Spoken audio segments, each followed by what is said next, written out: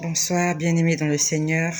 Nous sommes toujours le 7 octobre 2021 et par la grâce du Seigneur, je viens une fois de plus continuer à vous dire ce qu'il m'avait montré et expliqué entre le 16 ou le 14 septembre. Je me rappelle pas très bien de la date parce que je n'avais pas noté la date.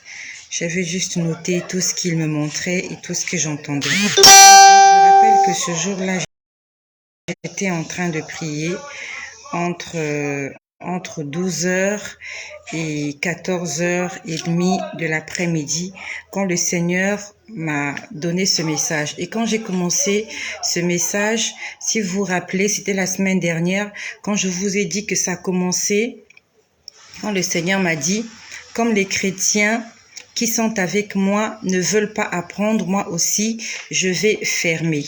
Et pendant que j'ai dit ces choses, Saint-Esprit, merci. Le Saint-Esprit est merveilleux. Il est vraiment merveilleux parce qu'il vient de me rappeler quelque chose. Vous vous rappelez, quand je vous ai fait ce partage la semaine dernière, je vous ai dit que j'étais en train de voir une boutique en train de se fermer. Pour ceux qui sont abonnés, ils se rappellent. Quand j'ai entendu la voix qui disait « Comme les chrétiens qui sont avec moi ne veulent pas apprendre, moi aussi je vais fermer. » Quand il disait « je vais fermer », je pouvais voir, il y avait une boutique qui était en train de se fermer. C'était un portail métallique qui était en train de se fermer. Et j'avais oublié de venir vous expliquer ce que le Seigneur m'avait dit après le message que je vous ai fait. Ce soir même là, quand je vous ai fait ce message du portail métallique, c'était aux environs de 6 heures du soir. Quand j'ai fini ce message, ce partage, je crois que j'étais allée à l'église. Nous étions en plein programme de Kisle, de 30 jours de prière.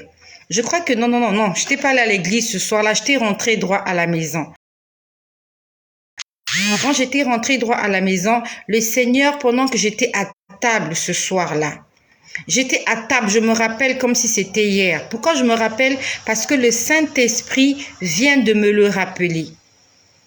Le Saint-Esprit est merveilleux. C'est pour ça que toi, mon frère qui est là, toi, ma sœur qui est là connectée, la seule chose que tu puisses espérer, désirer avoir en toi, il faut que tu désires la présence du Saint-Esprit. Parce que quand tu as oublié quelque chose, le Saint-Esprit te le rappelle.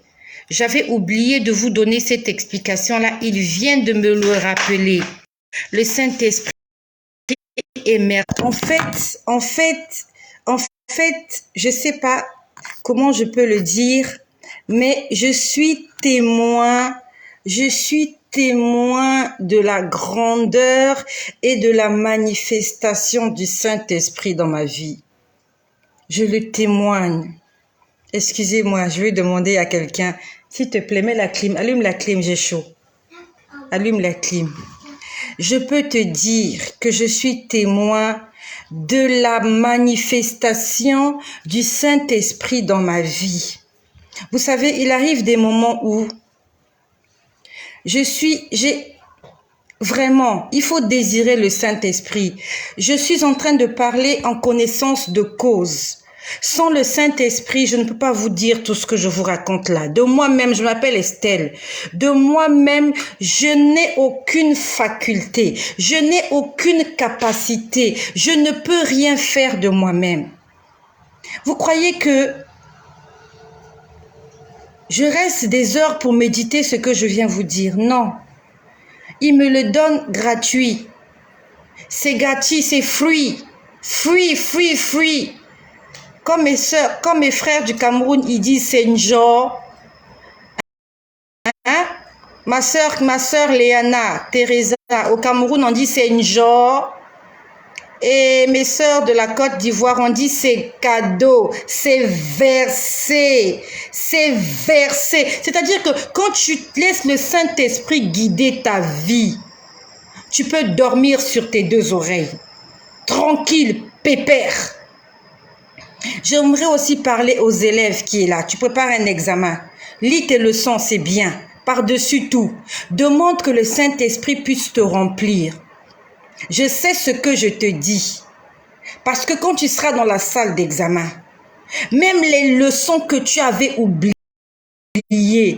pendant que tu es là tranquille devant ta feuille d'examen, le Saint-Esprit va te rappeler les choses même les plus anciennes. J'ai fait ce partage la semaine dernière, j'avais complètement oublié. Pendant que je commence à vous faire ce partage-là, il me rappelle que le jour où il m'a montré le portail métallique, moi j'étais venue vous dire que la boutique, parce que c'est la boutique que j'avais vue, j'avais vu une boutique, un magasin en train de se fermer. Donc je voyais la porte métallique être en train de se baisser pour que la boutique se ferme. À telle enseigne que si vous voulez entrer dans ce magasin, vous devez vous courber. Vous devez vous courber pour entrer dans le magasin. Et le même soir, on était à table en train de manger, nous étions en famille. Le Seigneur m'a dit, pendant que je mangeais, il m'a dit, cette boutique que tu as vue en train de se fermer, il m'a dit, c'est ma grâce bientôt. Ma grâce bientôt va disparaître. Il m'a dit, c'est ma grâce. Il reste encore un peu de temps pour que ma grâce soit disponible pour vous. Vous voyez, cette boutique-là, c'est la boutique de Dieu. C'est le magasin de Dieu. Et Dieu nous donne des choses gratuitement. La vie qu'il nous donne aujourd'hui, elle est gratuite. Toi qui me suis, tu as fait un virement de combien à qui aujourd'hui pour que tu puisses être en vie, pour que tu puisses respirer. Pour avoir la connexion Internet, on paye. C'est pas gratuit. Pour avoir de l'eau courante dans nos maisons, on paye. C'est pas gratuit.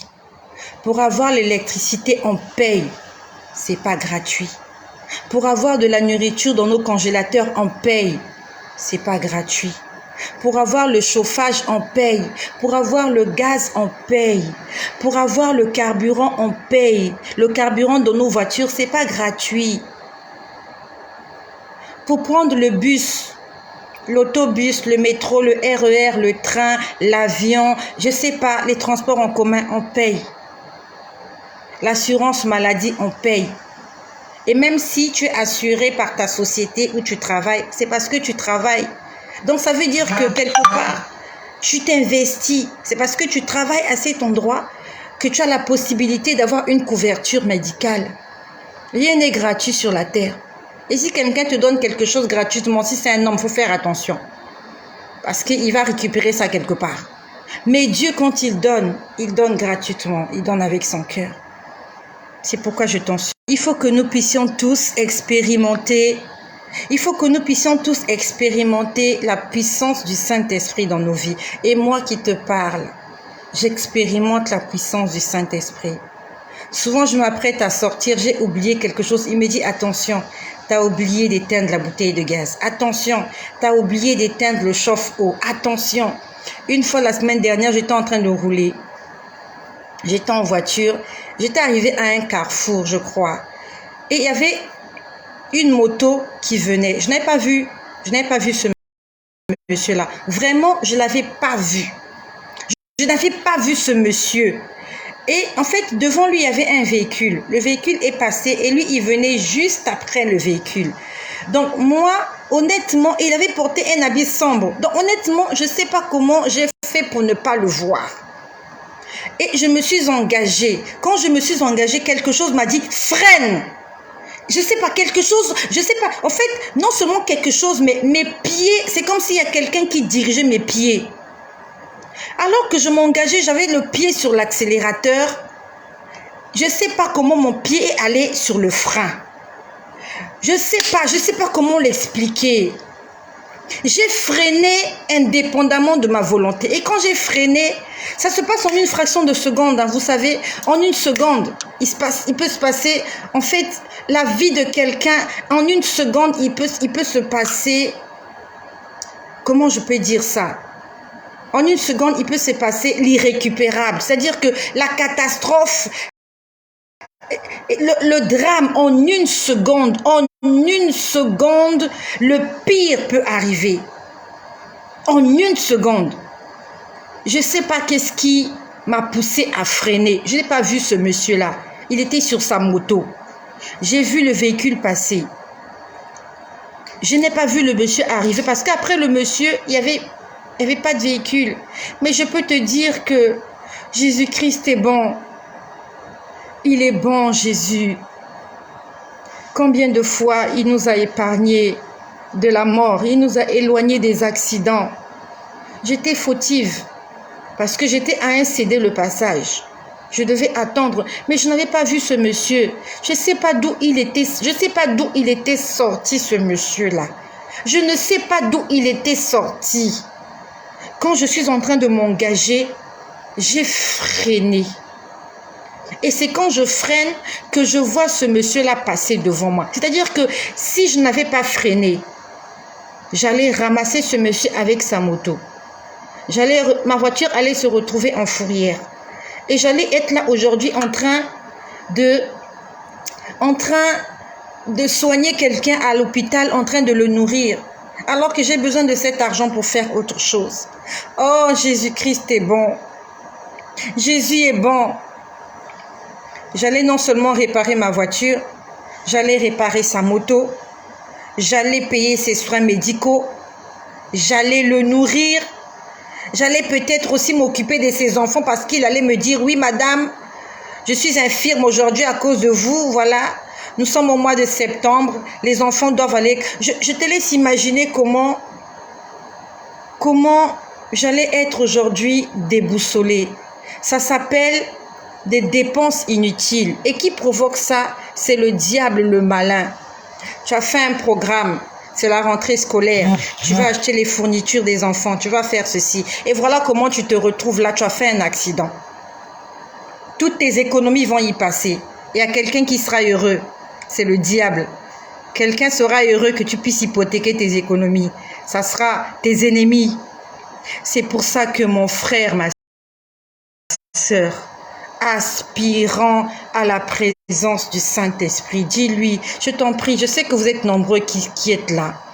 Je vois mon frère Serge, et oui, je vois Emmanuel Niki, je vois Léana Evina, je vois Daliman, Pépin Malanda, Frédéric Pika. J'aimerais que tu dises là où tu te trouves, Saint-Esprit, remplis-moi. S'il te plaît, dis-le. Saint-Esprit de Dieu, remplis-moi de ta présence. Remplis-moi jusqu'à ce que je déborde. Répète-le encore avec moi. Saint-Esprit, Esprit de Dieu, Saint-Esprit de Dieu, je crois en toi. Remplis-moi jusqu'à ce que je déborde. Je t'aime, Saint-Esprit. Je t'adore. J'ai besoin de toi dans mon être, dans mon âme, dans mon esprit, dans mon corps. Prends le contrôle de toute ma vie. Saint-Esprit, j'ai besoin de toi. Oui, fais cette prière. Je peux dire que je suis témoin de la manifestation du Saint-Esprit dans ma vie. Je suis témoin. Ma vie est un témoignage. Donc, je reviens à ce que j'étais en train de dire. Le Saint-Esprit est merveilleux. Amen. Il faut que tu fasses cette prière-là. Quand tu vas prier ce soir, même pas ce soir, n'oublie pas, quand tu restes tranquille dans ta voiture, dans ton bureau, dis-lui juste, remplis-moi, je veux plus de toi, jusqu'à ce que je déborde. Il faut que tu débordes. Il ne faut pas qu'il y ait un vide. Parce qu'on dit que la nature a horreur du vide. S'il y a un vide, ça sera comblé par autre chose. Jésus-Christ doit combler nos vies. Tout à l'heure, j'ai parlé avec une sœur. Elle me dit, je me sens seule. J'ai besoin de trouver un mari, une âme sœur. Si ta relation avec Dieu, elle est parfaite, tu n'as même pas besoin de penser à un homme. Parce que Jésus va combler tous tes désirs.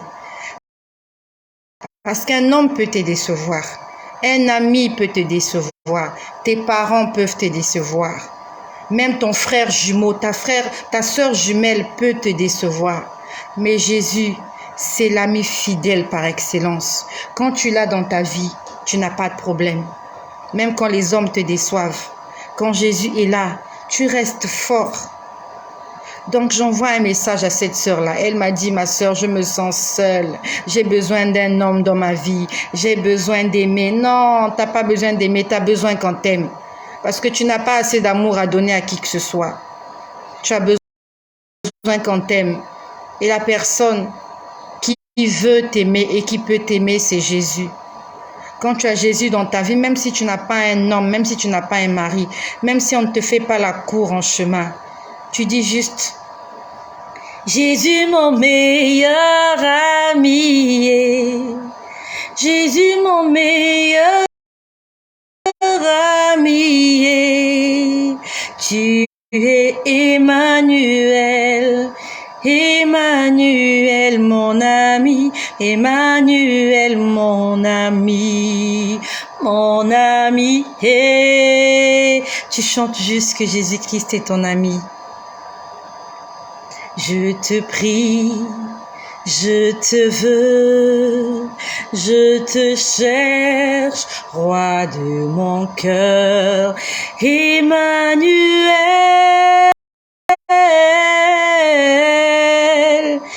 Emmanuel. Il faut aspirer à Emmanuel. Tu peux passer des moments difficiles, tu essaies d'appeler quelqu'un, son téléphone est fermé. Tu peux être en mode SOS, tu as besoin d'aide, tu appelles quelqu'un, il n'est pas joignable ou il ne répond pas au téléphone. Ça, ce sont les hommes. La dernière fois, ça fait quelques jours de cela, on a été coupé. Internet ne marchait pas. Facebook bloqué. Messenger bloqué. TikTok bloqué. Instagram bloqué. WhatsApp bloqué. Aucun moyen de s'appeler, de se communiquer. Mais il y avait quelqu'un qui était disponible et qui est toujours disponible. Il s'appelle Jésus. Avec lui, la connexion est parfaite. Il n'y a pas de il n'y a pas de problème de Wi-Fi. Il n'y a pas. Il a dit, dès que tu m'appelles, il vient. Dès que tu l'invoques, il vient. Même si tu n'entends pas, même si tu n'as rien senti, il faut que tu saches que dès que tu l'as appelé, il vient. Et c'est lui le mari par excellence. C'est lui la femme par excellence. C'est lui l'ami par excellence. C'est lui le frère, la sœur, le parent, la famille par excellence, c'est Jésus.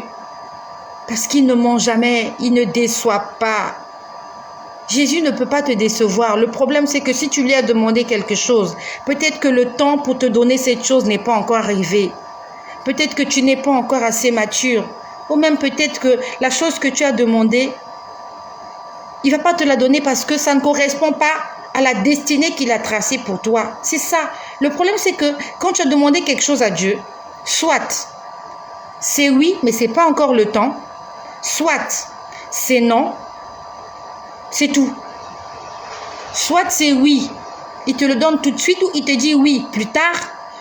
Le problème, c'est que si tu as prié, tu n'as pas... C'est que si tu as demandé quelque chose au Seigneur, si tu ne l'as pas encore reçu, pose-lui la question, Seigneur, la réponse, c'est oui ou c'est non. C'est pas la peine de critiquer Dieu, c'est pas la peine de juger, c'est pas la peine d'insulter Dieu. Il y a deux choses. Ou c'est oui ou c'est non. Si Dieu te dit oui, ça veut dire attends, il va faire. Si Dieu te dit non, tourne la page, passe à autre chose. Ça ne sert à rien de demander quelque chose que Dieu ne te donnera pas. Si cet homme-là, c'est le mari de Trouy, tu vas jeûner, même pendant 100 jours.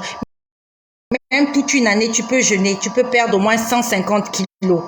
Dieu ne te donnera pas cet homme-là parce que ce n'est pas ton mari. C'est le mari de Trouy. Donc, ce n'est pas la peine de dire Dieu ne me répond pas.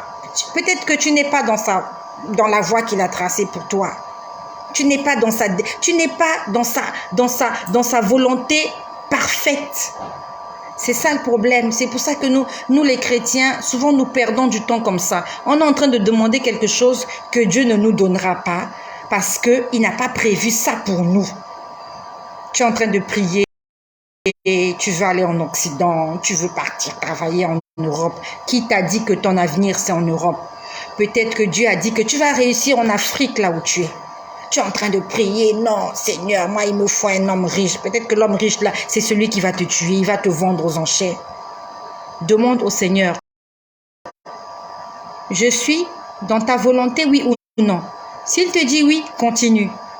S'il te dit non, tu passes à autre chose. C'était juste un bref aperçu. Je voulais pas me retrouver là, mais voilà, je me retrouve là par la grâce du Seigneur Jésus-Christ. Donc, j'aimerais te dire, mon ami, aspire au Saint-Esprit. Donc, je reviens à ce jour-là où je vous ai parlé du portail. C'est pas ce que je voulais dire ce soir, mais c'est le Saint-Esprit qui me conduit. Donc, ce jour-là, quand j'ai vu le portail en train de se fermer, c'était le portail d'une boutique, d'un magasin, d'un grand magasin.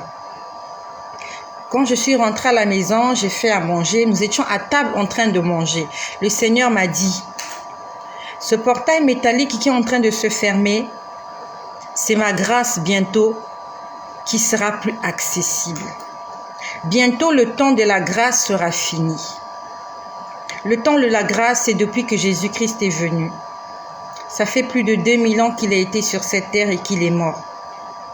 Et depuis Jésus-Christ jusqu'à maintenant, nous sommes dans la dispensation de la grâce. Ça veut dire que il y a des choses que nous recevons, pas parce que nous avons mérité, mais c'est parce que Dieu est bon à notre endroit. Et il m'a dit, le portail qui est en train de se fermer, c'est ma grâce qui bientôt sera plus accessible. Et quand il part de la grâce qui ne sera plus accessible, ça veut dire que bientôt, ça sera le jugement. Quand Jésus-Christ viendra, la grâce ne sera plus sur cette terre. Parce que la grâce est là depuis que l'effusion du Saint-Esprit s'est passée avec les disciples dans le livre de Actes des Apôtres, chapitre 2. Nous avons le Saint-Esprit qui nous permet de faire des choses extraordinaires. Et ce que je dis sur cette chaîne, je ne suis pas venue pour vous dire que je suis une personne extraordinaire. Non, je ne suis pas une personne spéciale. Le don de vision que j'ai reçu, le Seigneur me l'a donné gratuitement depuis le mois de décembre 2017. Je peux entendre la voix de Dieu depuis le mois de décembre 2017. C'est une grâce. Je peux prier, voir des choses, entendre des choses. Je peux cela pas par ma force, pas par mon intelligence, pas à cause du visage que vous avez là. C'est par le Saint-Esprit. Et ça s'appelle la grâce. Parce que je n'ai rien fait pour mériter ça. J'étais pauvre pécheur, pauvre pécheresse. J'étais dans la boue. Je pataugeais dans la bêtise humaine, dans le mensonge, dans le vol, dans tout ce qu'il y a de mauvais dans l'adultère. Mais Jésus-Christ a eu pitié de moi. Comme il a eu pitié de cette femme qu'on a failli lapider parce qu'on l'avait saisi en flagrant délit d'adultère. Jésus-Christ a dit, moi non plus je ne te condamne pas, va et ne pêche plus. C'est ce que Jésus dit quand il fait ta rencontre. Il te dit, je veux pas que tu meurs. Je veux pas que les hommes te tuent parce que tu as péché. C'est mon cœur que tu as brisé. Mais je te pardonne aujourd'hui. Et va et ne pêche plus. C'est ce que Jésus dit à chacun d'entre nous. Si tu es encore en vie, ce n'est pas parce que tu l'as mérité, mais c'est parce que je t'aime et que je veux que tu vives longtemps sur cette terre et que tu sois rassasié de jours comme Abraham. Va et ne pêche plus. C'est ce qu'il m'a dit. Et c'est par sa grâce que je peux marcher dans l'obéissance. Excusez-moi, j'ai l'enfant qui est en train de blaguer avec les prises électriques. Viens par ici, excusez-moi. Je ne veux pas te voir à côté des prises électriques. Voilà, tu montes là sur le lit. Voilà. Non, tu ne charges pas la tablette. Non, non, tu ne touches pas aux prises électriques. Sorry. J'ai dit, tu ne charges pas. Tu ne touches pas aux prises électriques, s'il te plaît. D'accord. Excusez-moi. Voilà, je suis une maman. On est au four et au moulin. Voilà. C'est pour ça que le ministère, c'est difficile pour les mamans. Parce que les mamans doivent... Il y a le ministère... Il y a les marmites, il y a les devoirs des enfants, il y a les obligations professionnelles. C'est tout un mélange. Alors que c'est pour les hommes, c'est facile. Il se réveille le matin, sa chemise est prête, il enfile sa chemise, il est parti. Le soir, quand il revient, la table est prête, les vêtements sont propres, tout est rangé, il mange, il lit sa Bible. Mais toi et moi, ma sœur, on lit la Bible, on prépare. le foufou, on prépare, on fait les devoirs, on lave les habits, on fait ceci, la vaisselle et le ménage, c'est compliqué, voilà. Mais bon, le Seigneur nous permet de faire face à tout cela. Dieu merci. Donc, j'aimerais te dire que le Seigneur a dit, bientôt ma grâce ne sera plus disponible. Quand Jésus-Christ viendra dans les airs, quand la trompette sonnera. Et quand je parle de trompette, plusieurs fois quand je prie, j'ai déjà entendu la trompette sonner. Une fois même, j'avais l'impression que c'était la fin du monde. J'étais allongée sur mon lit, c'était quelque temps après ma conversion. Dans la nuit, j'entendais une trompette sonner et ça sonnait du côté de l'Orient. Quand j'ai dit du côté de l'Orient, de là où je suis, alors le nord c'est où? De là où je suis, le sud c'est là, le nord c'est là. On va dire que ça sonnait du côté du nord, nord-est. Et par rapport au plan géographique de là où je suis, j'en pouvais entendre sonner du côté du Moyen-Orient. Le Moyen-Orient, c'est là où il y a le Qatar, il y a Israël. C'est de là-bas que la trompette va sonner. En fait, ce jour-là, quand j'ai entendu la trompette sonner, je ne comprenais pas. En fait, je ne comprenais pas. Je me disais que la trompette va sonner de ce côté parce que j'entendais la trompette sonner. Et c'est plus tard que le Seigneur m'a dit, il m'a expliqué que ce sont les événements qui vont se dérouler en Israël qui vont déterminer le moment exact où Jésus va venir. Ça va correspondre aux événements qui vont se dérouler en Israël. J'étais encore, en ce temps-là, on va dire, un bébé spirituel. On va dire ça en parenthèse. J'étais en train d'apprendre. Le Saint-Esprit venait à peine de se manifester en moi et il y a des choses que je ne comprenais pas.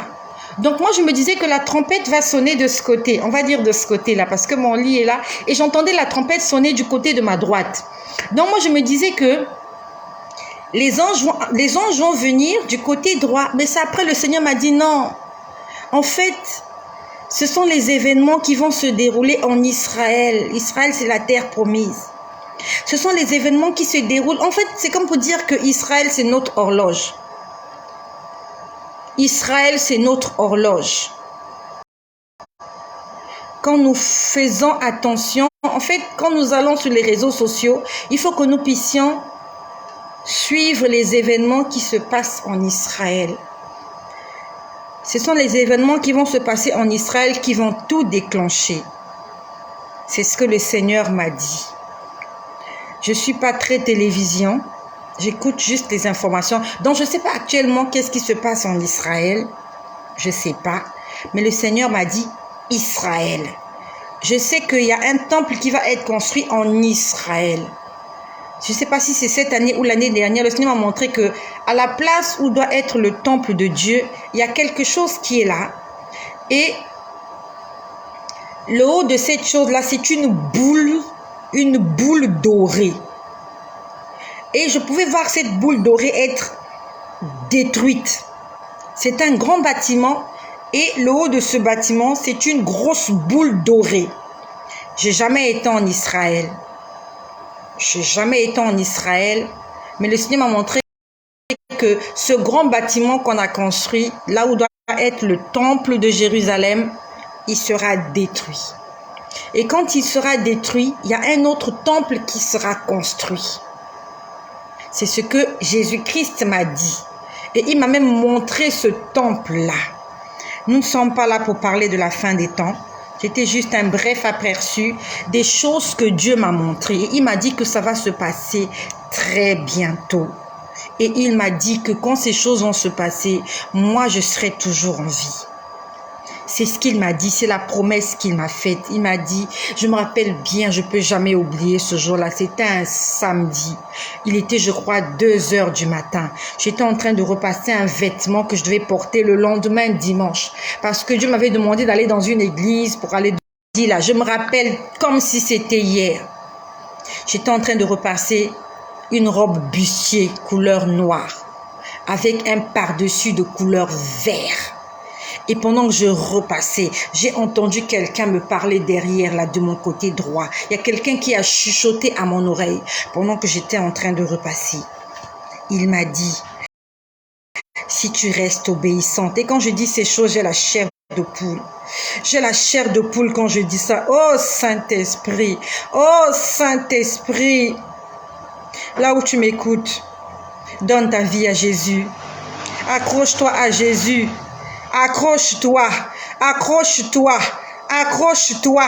Jésus-Christ est en train de te dire, accroche-toi, ne l'abandonne pas, ne l'abandonne pas. Accroche-toi, accroche-toi de tout ton cœur, de toute ton âme, de tout ton esprit. Ne laisse pas Jésus, quelles que soient les difficultés, quelles que soient les épreuves, quel que soit tout ce que tu es en train de vivre, quels que soient les pleurs, n'abandonne pas. Ce Dieu-là, il t'a fait des promesses, il va les réaliser, il n'a pas menti. Il est en train de me dire, accroche-toi, accroche-toi. Tu as raison de t'accrocher à lui, tu as fait le bon choix. Ne l'abandonne pas. Ne l'abandonne pas. N'abandonne pas Jésus. Serre-le de tout ton cœur. Serre-le avec ton cœur. Serre-le avec ton cœur. Serre-le avec ton cœur. Ainsi parle le Saint-Esprit. Amen. Donc, qu'est-ce que je suis en train de dire? Voilà. Donc ce soir-là, le Seigneur, il m'a dit, si tu restes obéissante et si tu fais tout ce que je te demande, je te promets que tu seras témoin de ces choses-là. Plusieurs personnes vont dire, Jésus avait dit, personne ne connaît la date, personne ne connaît l'heure. Oui, il a dit à ses disciples, il a dit, seul le Père le sait. Et la Bible nous dit que le Saint-Esprit vous annoncera toutes choses, même les choses cachées. C'est pour ça que tu as besoin du Saint-Esprit, afin qu'il te révèle toutes choses, même les choses cachées. Même moi, quand je grandissais, avant que le Seigneur ne vienne se révéler à moi en décembre 2017, je me disais, Jésus va revenir dans 150 ans. C'est sûr que je serai déjà morte. Il y aura mes descendants qui seront là. Je me disais, il va revenir peut-être dans les 3000 et quelques. Non, l'an 3000 n'arrivera pas. Nous sommes en 2021. Est-ce que 2050 va arriver? Je ne crois pas. Je ne sais pas, mais je ne crois pas. Nous sommes en 2021. 2050, c'est dans combien d'années? 20, 30, 40, 50. 2050, c'est dans 29 ans. J'aurai quel âge en 29 ans? 45 ans. Ouais, peut-être. J'en sais rien. Mais il m'a dit, je serai témoin. Donc, je ne sais pas exactement quel âge j'aurai. Je ne sais pas. L'expérience de vie sur Terre est de 120 ans, pour les plus robustes. Mais je peux te dire qu'aujourd'hui, je n'ai pas honte de dire mon âge. Hein. Je n'ai pas honte. Hein. Moi, je n'ai pas honte. Voilà. C'est pour moi un honneur que jusqu'à mes 43 ans, que je sois toujours en vie. Parce qu'il y a des femmes qui n'ont pas atteint cet âge-là. Il y a des gens qui n'ont pas eu cet âge-là. Il y a des gens, à 40 ans, ils sont morts. D'autres à 30, d'autres à 25, d'autres à 10, d'autres à 7 ans, d'autres à 3 ans, d'autres à 1 mois. Et moi, ça fait 43 ans que Jésus-Christ veille sur moi. J'aurai 120 ans dans combien d'années? Je sais pas, je te laisse aller faire le calcul. Donc, Jésus viendra avant que je puisse avoir mes 120 ans. Il viendra avant. Moïse est monté à la montagne pour mourir, il avait 120 ans. Jésus-Christ viendra avant que j'ai 120 ans. Je te laisse aller faire le calcul. Fais 120 ans moins 43. Tu trouveras la fourchette à laquelle Jésus-Christ peut revenir. Donc, ça veut dire que si tu es plus jeune que moi, peut-être que tu pourrais être témoin de ces choses-là. Et n'oublie pas aussi que tout le monde ne sera pas vivant quand Jésus viendra. Même les chrétiens, hein. Il y a des chrétiens qui vont mourir avant le retour de Jésus. Tibi Joshua, il est mort. Yongishu, il est mort. Le pasteur Mbie, en RDC, là, il est mort. Il y a un pasteur là, au Cameroun, Salah Issomba, il est mort. Bernard Tapie, il est mort. Bangou, ils sont morts. Et ils n'ont pas fini de mourir. Hein. C'est pas pour me moquer, c'est pas pour juger, c'est juste pour dire que la mort peut frapper à n'importe quel moment. n'importe qui, à n'importe quel endroit. C'est pour ça que tu dois être prêt. La Bible nous dit, veillez et priez, car vous ne savez pas l'heure à laquelle le maître de la maison viendra. Veillez et priez, car vous ne savez pas l'heure à laquelle le voleur viendra. Nous devons être tout le temps en alerte. Même moi, même si le Seigneur m'a promis que je serai là, mais on nous dit ne laissez pas accès au diable. C'est-à-dire que si je donne accès au diable dans ma vie, peut-être que je m'en irai avant le temps. Moïse n'a pas vu la terre promise parce qu'il a désobéi à Dieu. Donc, le Seigneur, ce jour-là, quand il m'a parlé, il m'a donné une condition. Il m'a dit, si tu restes obéissante et si tu fais ce que je te demande, tu verras ce jour-là. Donc, il y a une condition qui est là. Et Dieu te donne cette même condition. Tu veux entrer dans mon royaume? Tu veux passer ton éternité avec moi à côté de ton Créateur dans la paix, dans la joie, dans le bonheur éternel? Reste obéissant jusqu'à la mort, comme Jésus. Restons obéissants jusqu'à la mort. C'était juste une parenthèse. Donc bientôt le temps de la grâce sera fini. Je pouvais voir cette grande porte. Je vais essayer de te faire un chemin. Laisse-moi te faire un chemin. On va dire que la porte c'est celle-ci. D'accord? Donc, il y avait la grille qui était en train de descendre. C'est pas très visible. J'ai pas de feutre, je n'ai qu'un stylo. Imaginons que la porte de la boutique, c'est celle-là. Et il y a un portail métallique qui est en train de descendre. Et le portail métallique, je veux dire qu'il pouvait être à ce niveau-là. Il pouvait être à ce niveau-là. Donc, on est en train de dérouler le portail métallique parce qu'on veut fermer la boutique. Le Seigneur m'a dit que cette boutique-là, c'est la boutique de la grâce. Là où nous pouvons entrer, nous servir gratuitement. Profiter de ce que le Seigneur a mis à notre disposition. Et bientôt, cette boutique-là sera fermée. Donc, si la porte est là, le portail métallique est à ce niveau. Donc, il reste juste, voilà, rideau métallique. Ok, merci pour celui qui a écrit rideau métallique. Vous savez le français, hein? Donc, voilà. Il reste juste cette petite partie. Il m'a dit, c'est ma grâce qui ne sera plus disponible. Et quand la grâce de Dieu ne sera plus disponible, ça sera le jugement, comme je vous ai dit. C'est le diable qui va se manifester en chair et en os. Donc voilà la petite précision que le Seigneur m'avait donnée ce soir-là. J'étais en train de manger, j'étais à table sur ce portail, ce rideau métallique. Voilà, merci pour la personne qui a dit rideau métallique. Je ne sais pas qui c'est. Je ne sais pas qui c'est. Bon, bref. Donc, je reviens à ce que le Seigneur m'avait montré, je crois dans l'après-midi du 14 ou du 16. Tout à l'heure, je vous ai dit comment il a dit il n'y a plus de quarantaine. Quand il a fini de dire il n'y a plus de quarantaine, j'ai entendu « Fais-moi voir un signe de ta gloire ». C'est ce que j'ai entendu ce jour-là. J'ai entendu « Fais-moi voir un signe de ta gloire ». Donc, j'aimerais que tu en fasses une prière. Demande au Seigneur de te faire voir sa gloire. Dis-lui, Seigneur, fais-moi un signe de ta gloire, que le Seigneur puisse se révéler à ta personne. Vous savez, c'est important d'avoir une relation personnelle avec Dieu.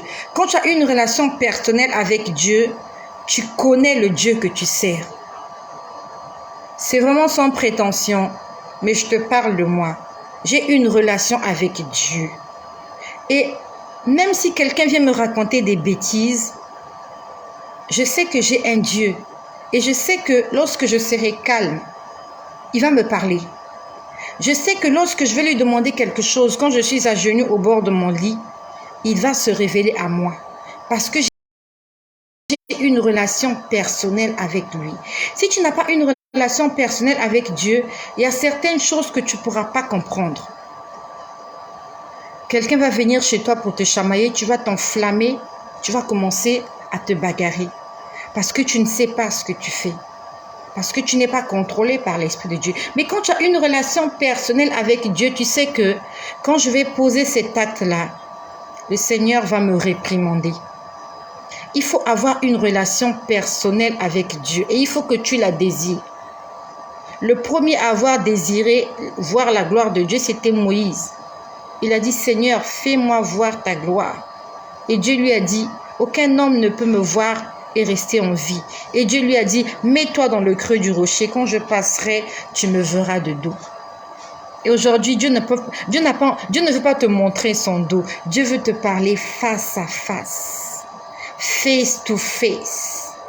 Dieu veut se révéler à toi face à face, pas te montrer son dos. Il veut te montrer son visage. Il veut te faire entrer dans son intimité parce que tu n'es pas n'importe qui. Tu es son épouse.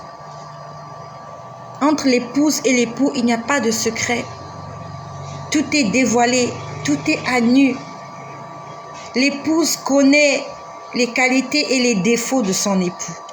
L'époux aussi connaît les qualités et les défauts de son épouse. Ça s'appelle une intimité. Il faut que tu aies une intimité avec ce Dieu-là. Et ça s'appelle la prière dans un lieu secret. Toi et lui, seulement vous deux. Tu prends ton téléphone, tu éteins, tu mets de côté. Quand tout est calme, à ce moment-là, tu dis, Seigneur, fais-moi voir ta gloire. Seigneur, fais-moi voir ta gloire. Seigneur, fais-moi voir ta gloire. J'aimerais que tu puisses prier dans ce sens ce soir. Que tu demandes premièrement au Saint-Esprit de te remplir. Après, tu lui dis, Seigneur, fais-moi voir ta gloire. Seigneur, je veux voir ta gloire. Non seulement dans l'au-delà, mais ici sur terre. Je veux voir ta gloire, Seigneur. Parce que c'est ce qui m'a fait entendre ce jour-là. J'ai entendu, fais-moi voir un signe de ta gloire. Un signe.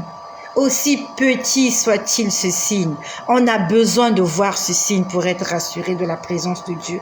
Et je sais que toi aussi tu as besoin de voir ce signe-là. Comme ça, même si tes prières ne sont pas exaucées, tu sais que Dieu est là. Et qu'il t'accompagne. Il ne te laisse pas tomber. Accroche-toi à ce Dieu-là. Puis après, j'ai entendu, je veux voir. Quand j'ai entendu, je veux voir, je pouvais voir en face de moi un chemin. C'était une grande voie. Et cette grande voie, devant elle se divisait en deux. Donc, au départ, c'était une grande voie, c'est comme une autoroute. Une grande autoroute. Puis, plus loin, cette autoroute-là, elle se divise en deux, elle fait deux pistes. Je vous ai fait un chemin. De ce que j'ai vu ce jour-là, quand j'ai entendu, je veux voir. J'ai seulement entendu, je veux voir. Et moi, j'ai commencé à prier, Seigneur, qu'est-ce que tu veux me faire voir? Qu'est-ce que tu veux me faire voir? Je peux voir un dessin comme ça. J'espère que c'est très visible. Je vois un dessin comme ça. C'est un chemin. Au départ, le chemin, il est là. J'espère que c'est visible. Et après, il se divise en deux. Il y avait un chemin, une route qui partait à gauche et une route qui partait à droite. Puis après, j'entends le chemin de Dieu.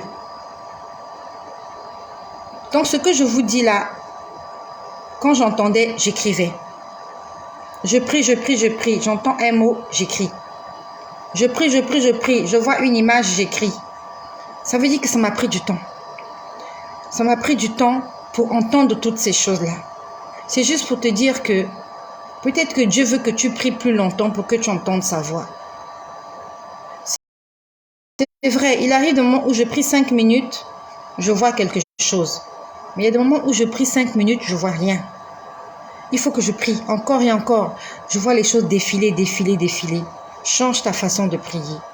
Donc ce jour-là, j'ai entendu, fais-moi voir un signe de ta gloire. Après, j'ai entendu, je veux voir. Quand j'ai entendu, je veux voir, j'ai posé la question, mais Seigneur, je veux voir quoi? Il m'a montré ce chemin. Donc, c'est un chemin qui vient là et après il se divise en deux routes. Donc, certains vont prendre cette route-là, d'autres vont prendre l'autre route. Le problème, c'est que toi, tu prendras quelle route?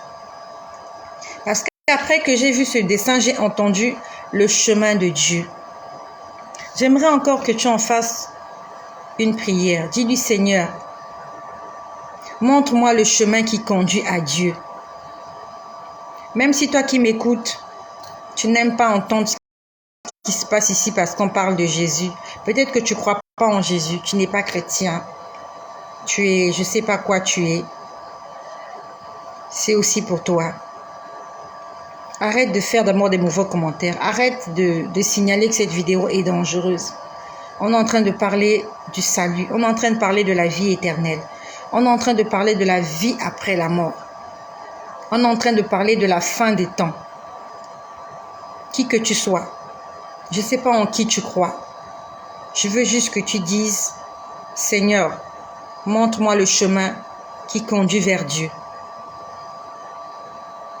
Peut-être que tu ne crois pas que Jésus-Christ c'est Dieu. Ok. Ok. Fais juste cette prière. Seigneur, montre cette prière avec ton cœur. Fais cette prière avec ton cœur. Seigneur, Dieu créateur du ciel et de la terre. Parce qu'il y a un Dieu qui existe. Quelle que soit son appellation. En Chine, on l'appelle je ne sais pas quoi. En Inde, on l'appelle je ne sais pas quoi. Au Pakistan, on ne sait pas comment on l'appelle. Moi, je ne suis pas pakistanaise, je ne parle pas chinois. Dis-lui juste, Dieu créateur, fais-moi voir le chemin qui conduit vers toi. Je veux que tu te révèles à moi. Je veux que tu me parles avant qu'il ne soit trop tard. Je veux voir ta gloire, Seigneur, créateur du ciel et de la terre. Je ne sais pas comment tu t'appelles et ton nom importe peu. Je crois en toi et je veux que tu te révèles à moi parce que je sais que tu ne peux pas me mentir. Les hommes peuvent me mentir. Les hommes vont me décevoir, mais toi, Dieu, tu ne mens pas, tu ne déçois pas. Fais cette prière. Celui qui cherche trouve. Celui qui frappe, on lui ouvre la porte. Celui qui demande, on lui donne. Il faut que tu demandes. Il faut que tu cherches. Il faut que tu frappes. Si tu ne le fais pas, personne ne le fera à ta place. Chacun a sa grâce. Moi, j'ai eu la grâce. Il est venu vers moi. C'est lui qui est venu vers moi. Mais il y a d'autres personnes, ils doivent aller vers lui. Ils doivent chercher. Dieu est disponible pour tout le monde. Le problème, c'est que est-ce que tu le désires? Est-ce que tu désires Dieu dans ta vie? Ou bien tu veux la mener comme tu veux? Puis après, j'ai vu deux personnes. Je vais terminer par là. J'ai été assez longue. J'ai commencé cette vidéo, il était 9h et quelques. Là, il est déjà 8h du soir. J'ai vu deux personnes. Et parmi les deux personnes, il y avait une qui disait à l'autre, elle lui disait, va t'expliquer. J'ai vu deux personnes. Ça s'est passé en vision pendant que je priais, entre le 14 et le 16 septembre. J'ai vu deux personnes quelque part, je ne sais pas où. Et parmi ces deux personnes, il y a une qui tirait une personne pour lui dire, allez, va t'expliquer. C'est à toi d'aller t'expliquer. Donc, c'est comme si cette personne avait fait quelque chose et qu'on était en train de lui demander de venir s'expliquer. Quand j'ai vu cette image, au départ, je n'ai pas compris. Après, le Seigneur me dit, la personne qu'on était en train de tirer pour venir s'expliquer, en fait, c'est chacun d'entre nous. Chacun de nous va s'expliquer devant le tribunal de Dieu. Je vois Tatiana qui est là. Je vois mon frère Jean qui est là. Je vois Anastasia qui est là. Je vois Léana. Je vois Catherine. Je vois Serge. Vous êtes nombreux qui êtes là. Je vois Emmanuel. je vois MC Heaven, je vois Emily, je vois Pretty, je vois Frédéric, je vois Dali, je vois Pépin. Chacun de nous va s'expliquer devant le tribunal de Dieu. Chacun parlera pour soi-même. Tu ne vas pas t'expliquer pour ta femme. Tu n'expliqueras pas pour ton mari. Les parents ne vont pas s'expliquer pour les enfants. Les enfants ne vont pas être jugés par rapport à ce que les parents auront fait. Chacun de nous va s'expliquer pour lui-même. Donc je voyais quelqu'un qu'on était en train de tirer pour dire « Va t'expliquer toi-même ». Ce jour-là, quand tu seras devant le tribunal de Dieu, tu vas parler pour toi-même. Dans le livre de Matthieu, au chapitre 12, au verset 36, il est écrit. Tu peux ouvrir ta Bible et lire. Matthieu chapitre 12. Matthieu, c'est le premier livre du Nouveau Testament. Matthieu chapitre 12, verset 36, il est écrit. Je vous le dis. Ça, c'est Jésus qui est en train de parler à ses disciples. Et nous sommes ses disciples. Je vous le dis. Au jour du jugement, les hommes rendront compte de toute parole vaine qu'ils auront prononcée. Car par tes paroles tu seras justifié et par tes paroles tu seras condamné. Tu vas rendre compte à Dieu pour ce qui est sorti de ta bouche. Tu ne rendras pas compte à Dieu pour ce qui est sorti de ma bouche. Ce que je suis en train de faire aujourd'hui là, ce que je suis en train de dire sur cette chaîne, tu vas le leur dire. En ce 4 octobre 2021, je vais assumer les responsabilités. Si je suis venu raconter des bêtises, ce jour-là, Dieu me dira, toutes les bêtises que tu as racontées là, viens me les expliquer. Je vais rendre compte à Dieu pour ce que moi j'aurais dit. Et pour ce que toi tu auras dit, tu rendras compte aussi pour toi-même. Quand tu seras devant le tribunal de Dieu, on ne m'appellera pas pour que je vienne expliquer comment ça s'est passé. Toi-même, tu vas expliquer comment ça s'est passé. Dans le livre de 2 Corinthiens au chapitre 5, au verset 10, 2 Corinthiens, c'est toujours dans le Nouveau Testament. Le livre de Corinthiens a 2 épîtres. On va dire l'épître 1 et l'épître 2. Là, nous sommes dans l'épître de 2 Corinthiens, au chapitre 5, au verset 10, il est écrit « Car il nous faut tous comparaître devant le tribunal de Christ. Car il nous faut tous, il faut, ça veut dire c'est une obligation. Car il nous faut tous comparaître devant le tribunal de Christ, afin que chacun reçoive selon le bien ou le mal qu'il aurait fait étant dans son corps. 1 Corinthiens chapitre 2, 2 Corinthiens chapitre 5 verset 10. Car il nous faut tous comparaître devant le tribunal de Christ. Le Christ, c'est Jésus. Afin que chacun rende compte de ce qu'il aura fait de bien ou de mal dans ce corps. Ça veut dire que tant que tu es dans ce corps, tout ce que tu as fait de bien ou de mal, on va te juger par rapport à cela. Ça veut dire que le jour où tu quittes ton corps, Dieu ne considère plus ce qui se passe quand tu as quitté ton corps. Tu seras jugé par rapport à ce que tu auras fait jusqu'à la seconde près où tu auras quitté ton corps. Ça veut dire que quand tu vas mourir, même si les hommes, les prêtres, les archevêques, les diacres se mettent tous ensemble et prient pour ton salut, ça sera plus possible. Parce que tu as déjà quitté ton corps. Tu seras jugé par rapport à ce que tu auras fait quand tu es dans ton corps. C'est la mort. on lit bien ce verset, ça signifie que quand tu es mort, c'est fini. On va t'amener à l'église. On va t'amener n'importe où. Dieu ne prend pas en compte ces choses-là. Parce que tu n'es plus dans ton corps. Pendant que tu es vivant, si tu ne t'es pas réconcilié avec ton frère, si tu ne t'es pas réconcilié avec Dieu, ton jugement, il sera là.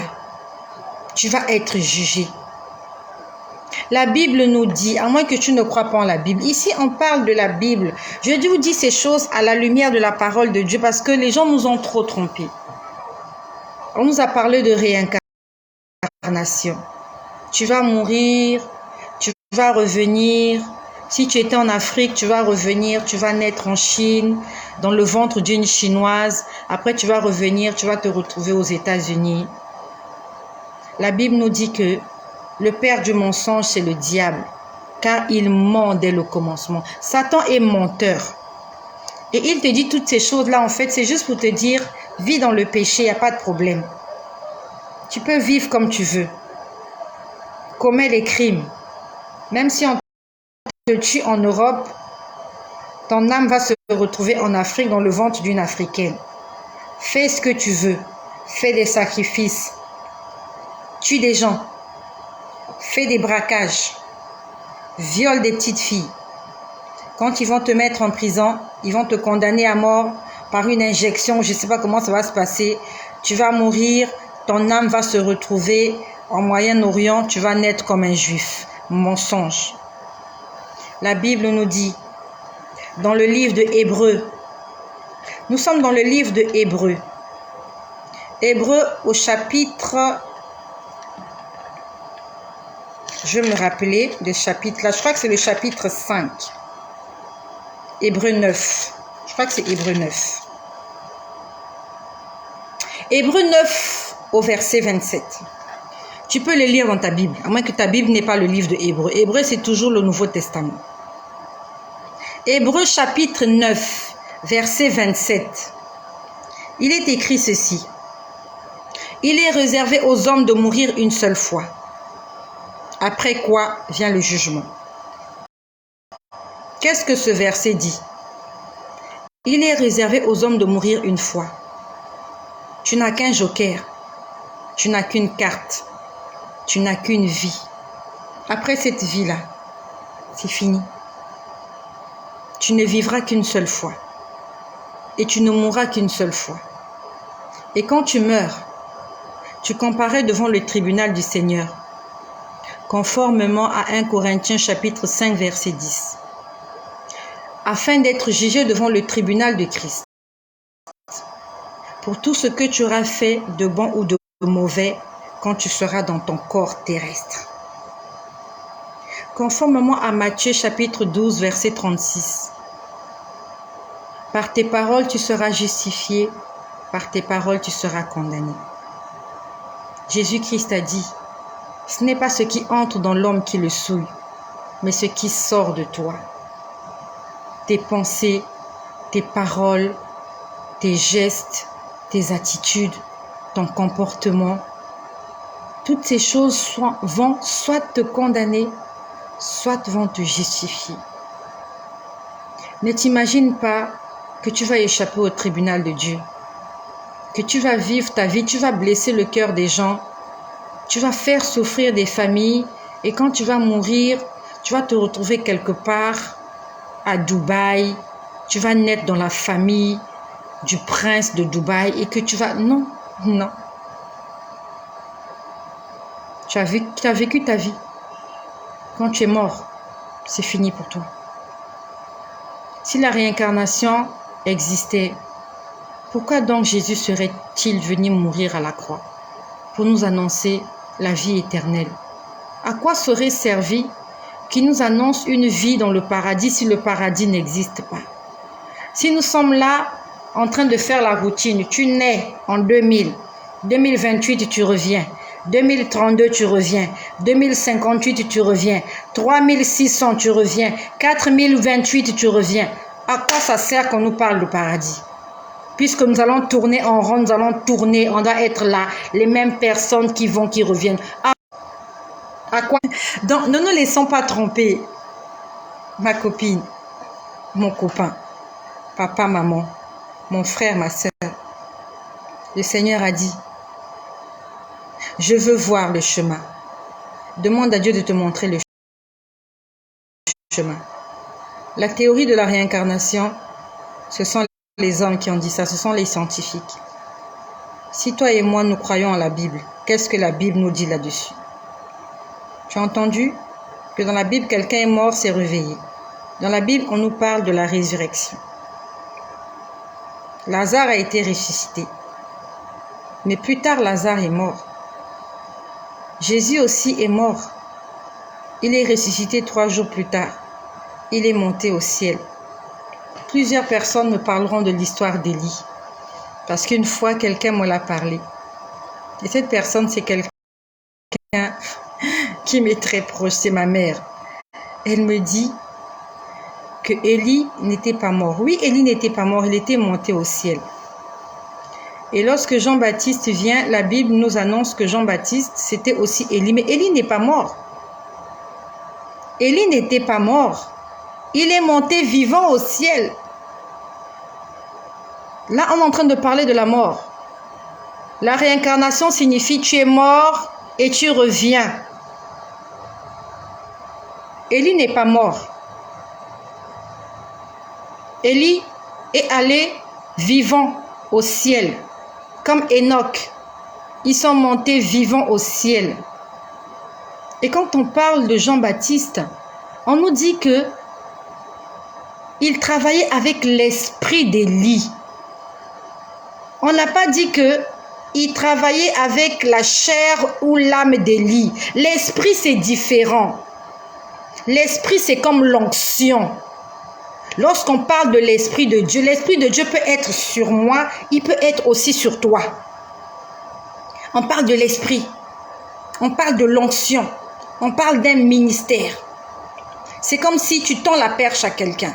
On le voit là quand les gens font les Jeux Olympiques. Tu tends le témoin. Tu as le témoin, tu le tends à ton successeur. Il continue la mission. C'est ce qui s'est passé entre Élie et Jean-Baptiste.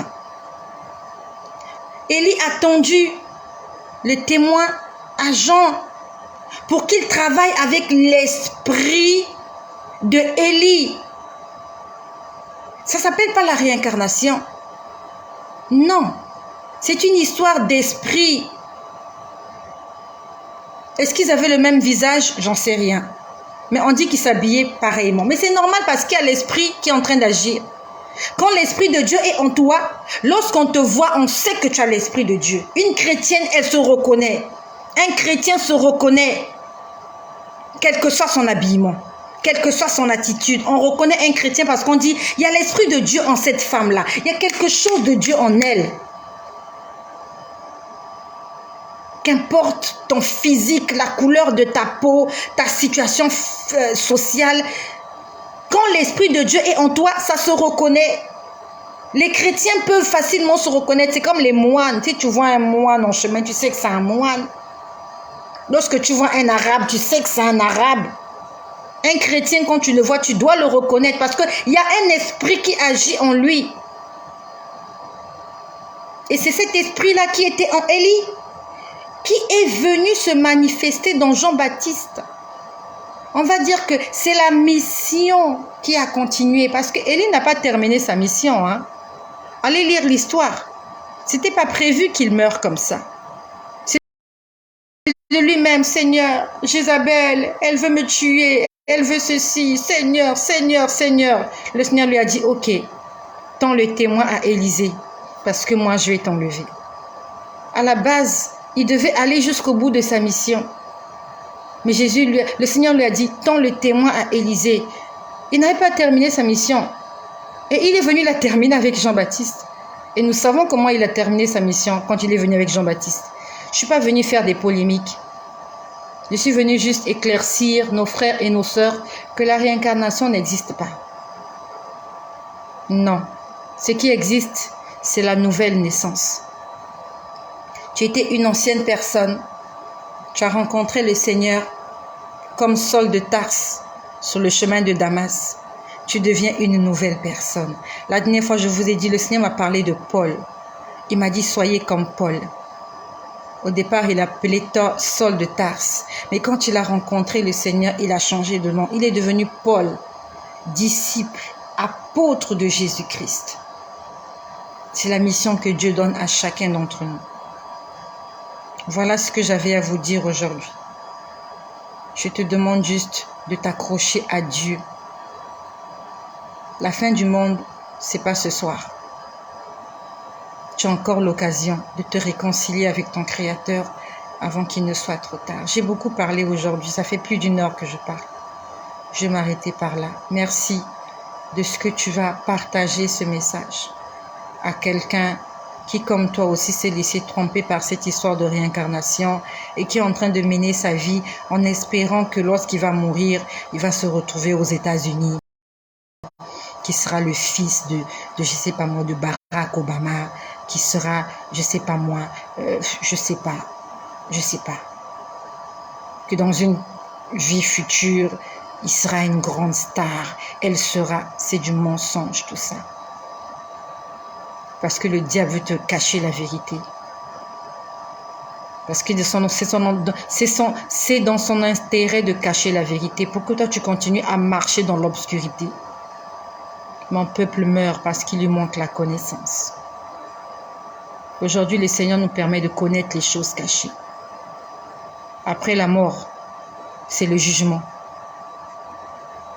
Et même si après la mort et la réincarnation, toi fais comme si tu n'es pas au courant de ça. Parce que tu ne sais pas comment ça va se passer. Marchons dans la vérité. Si après la mort, on se retrouve, on va naître quelque part.